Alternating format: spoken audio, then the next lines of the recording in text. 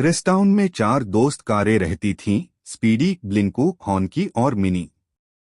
एक दिन शहर में बड़ी रेस होने वाली थी। सब तैयार थे, लेकिन मिनी छोटी होने के कारण घबरा गई। स्पीडी ने कहा, साइज नहीं, हिम्मत मायने रखती है। रेस शुरू हुई और बड़ी कारें आगे निकल गईं। तभी रास्ते में कीचड़ था, जहां बड़ी कारें फंस गईं। मिनी अपनी हल्की बॉडी की मदद से आराम से निकल गई और सबसे आगे पहुंच गई। अंत में मिनी ने रेस जीत ली। सब कारों ने उसे खुशी से घेर लिया और कहा, तुम सबसे हिम्मती हो।